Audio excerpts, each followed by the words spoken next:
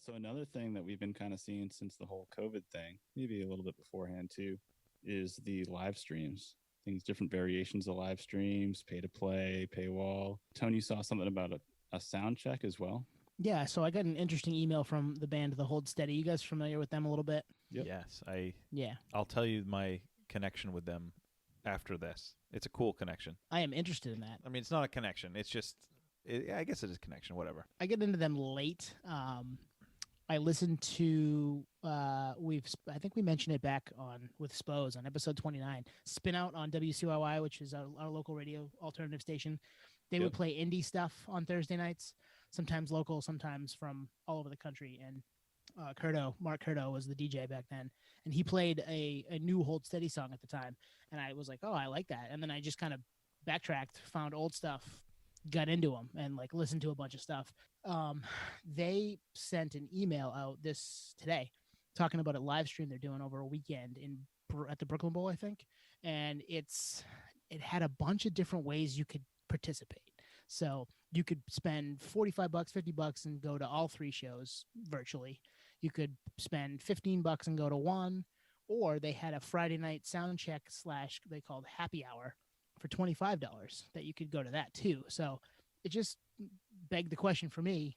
We're just going to keep commodifying these live streams to the point that they're, you're paying for the sound check and you're paying for a meet and greet beforehand virtually. And, we're going to see all that, right? Like that's what's going to happen. Yeah. And like the virtual bathroom break or something. You know what I mean? I don't know if I want that on camera.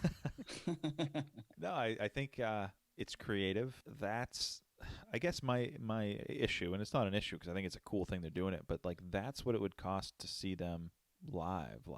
You know what I mean? Mm-hmm. Well, maybe not 25, but I feel like there's got to be something in that sound check, like maybe an acoustic cover or an acoustic stripped down version of something, you know what I mean? Yeah. And not just microphone check 1 2, that type of thing. Yeah, it's got to have something different, exclusive, maybe some kind of Q&A with the people that pay for it or something in that regard. It's weird, man. We live in a weird time because, like you're saying, the cost. That's why I didn't do that Third Eye Blind thing. Because it's like that's about the same price as seeing them regular, but I'm in a car parked away streaming. It's a hard sell. Mm-hmm. I literally can't justify the spend as a nerd. I do like your idea of it being a creative, and maybe they're not giving away, but you're paying for a stripped down acoustic version of a song, and then you're going to get the file emailed to you after the fact, right? Right. Oh, true. That's cool to me. That idea I like, because okay, we're doing sound check. We're going to do a song anyway, a song or two anyway, to see how it sounds. Let's record it and make some money off of it because we're not making a regular ticket freight on this show. That's a good idea. That's a good idea. Or maybe you get a poster or a print or something. That would be worth it. Yeah, $25 for sure. The cool thing that I just thought about is like the only barrier to entry is an internet connection and the cost to pay. Where like if they're out on tour, the barrier is potentially big time travel, time off from work, things like that. So the doors are open for like anyone across the globe. But I feel like, how many of these are you going to go to? You know what I mean? It'll never replace, I don't think it'll ever replace the revenue stream from live touring from the band's perspective. No, that's a good call. And it reminded me that didn't Puscifer, how do you say it? Yes. I was just going to, Puscifer, I think. They said they were like at almost like capacity for like the live stream. What the fuck are you talking about? So it's a live stream. So it just doesn't make any sense. Nothing's really adding up here. So. Yeah. Unless you're trying to sell tickets, right? And you're just like, hey, we're almost sold out here. Like, sold out of what? You're just sending out a stream. Like no one's in the room. You don't have seats. You don't have a capacity. Anybody and their brother can stream it if they want. Why are we capping it? It didn't make sense to me. Maybe it was a typo. Like it reminds me of corporate bank jargon, convenience fees, or I guess Ticketmaster, right? Convenience fees. Like for what? It's a computer. I don't get it. Right. Please explain. Yeah, right. And like it's not like they're Jason Tate back in the day where they have like a room full of servers and they're hosting the stream. No, it's through a third-party provider. Right. Yeah. And they can scale up in an instant. And they're taking their cut, but they're also allowing you to get this out to as many people as possible. So you're going to make your money if, you're paying for whatever services. You know what's going to happen? What's just like vinyl coming back into the fold. DVDs, music concert DVDs are going to be like the holy grail. From these live performances, or Yeah, no, like the older stuff. Instead of watching an empty room with your favorite band, you're gonna watch one with an actual crowd and try to turn it up loud and yep, or stream them, right? I mean, Rob, our episode 17, our buddy Rob, he does that. They started back when COVID kind of kicked in. He found this service for $7 or $8 a night or a month that had 1 million concerts on it, and they did this thing called Saturday Night Live. And they would just pick a concert that him and his a couple people he lives with, and watch a concert, have some drinks, and pretend like they were there the best they could. Right, just turn the freaking speakers up and sing along with it and piss your neighbors off. Yeah, it's like I hate to say it, but it's almost like more fun to watch a band in their heyday with a real crowd than in an empty room in like kind of a weird time. I guess it kind of goes back to the nostalgia thing. It's like when we were there watching U2, right, and they're playing to a packed crowd. Yep. It's like U2 gonna play like a little show to a live stream audience. It's just not going to be the same. Oh, it's not U2. Weird. Not right now, anyway, right? Yeah. So that was the one show that I got to go to with Nate this year. Yeah. Fake. It also depends on really how old the band is. You know what I mean? Like, what comes to mind is like 3 or 4 months ago, I was in downtown Portland in a music store, and I found a used VHS of Def Leppard in the Round from the 80s. Nice. So I bought it on VHS. It was like $3. And I'm just thinking now, I would much rather watch that than a 60-year-old Joe Elliott belted out in an empty room, Yeah. Yeah. Yep. But if a band's in their prime now, that might be cool. Could be cool. It depends on the type of music, too. Because, like, Def Leppard, U2, they're going to feed off that crowd a little bit differently than your stripped-down bands with or your singer-songwriters that can kind of live in this world a little better. It's definitely a difference maker, I would say, as far as this goes. Hold Steady, I think it'll be cool, but I mean, some of their songs, it's fun to listen to plugged in and turned up. So I don't know. I'm not sure how it's going to play. I think it could work. Like here's how I would pay. I would pay if it's a band I haven't seen in a while, is doing some kind of like exclusive show. I guess it still gets back down to the cap thing. But if they're going to play, like, for instance, like Tool is going to play one show to a streamed audience limited at the Gorge in Washington, in Quincy, Washington, where it's got the backdrop of nature and it's just this phenomenal thing. And there's some kind of production that goes along with it live. So you're part of this like live experience. Probably be pretty heavy on the light show and just maybe cameras, drones or something to showcase the, the nature acoustics behind the Gorge or something. I would probably do something like that. That's a lot. That's a big production. A band like Tool could pull something like that off.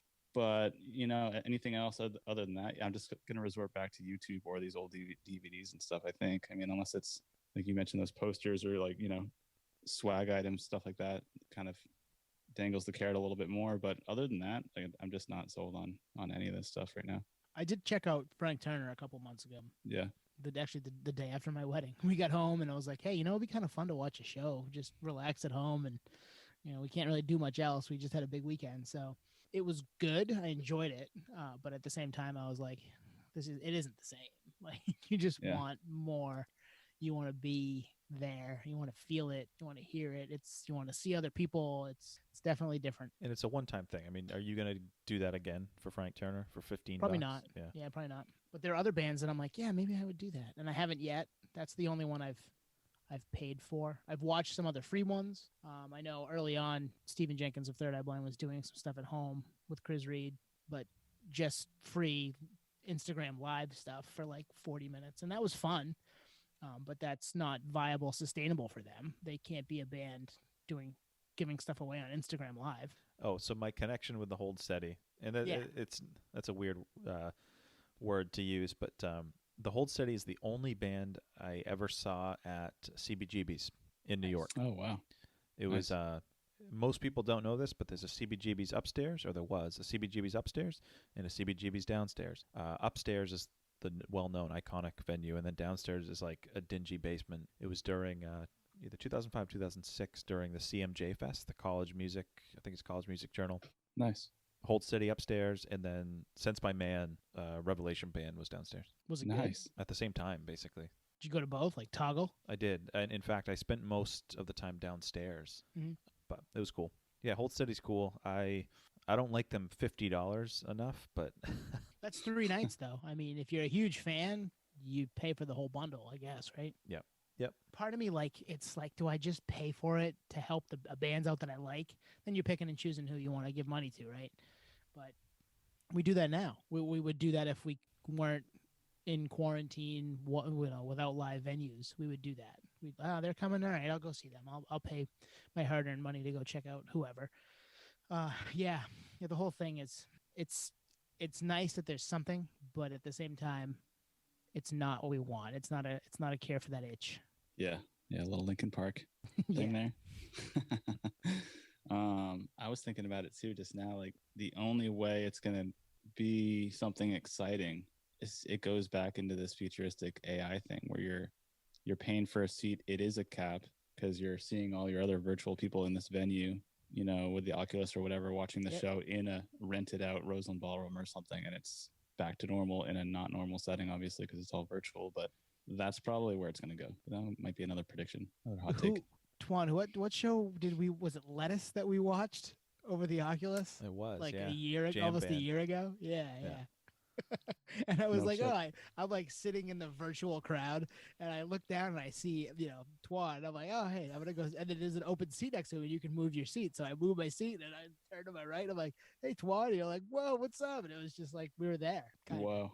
Yeah. Damn. That's the wave of the future. See, yeah, that was a great idea. Like the Oculus and the live shows is a great idea, but the execution was a little meh because there's only one camera angle, if I remember. Right, or a couple, but like they're both coming at you from the same view, really. Yeah. Left or right. Nothing really behind them. It'd be cool to get like a bunch of cameras, or the sound obviously isn't as good. If you have better headphones, like really nice headphones to go with it, that would be a little more fun too. Yeah. Well, I was thinking more individual, where it's you are the camera and you're like, you actually go to the bathroom and everything and get back to back to your seat, I don't like the song that much. I'm gonna run to the pisser. Yeah. Yeah. You run to the merch table really quick and you're still in they're out of lithographs. You're in a virtual line, a real virtual line. Do you guys care if we play some new stuff? Then that's when I had to time to take a piss. Yeah. We don't care, actually. This is perfect. No, I'm leaving. There's like 10 people smoking cigarettes in the bathroom. Yeah. We're inside. Oh yeah. That's where we're headed. Yeah, that's where we're headed.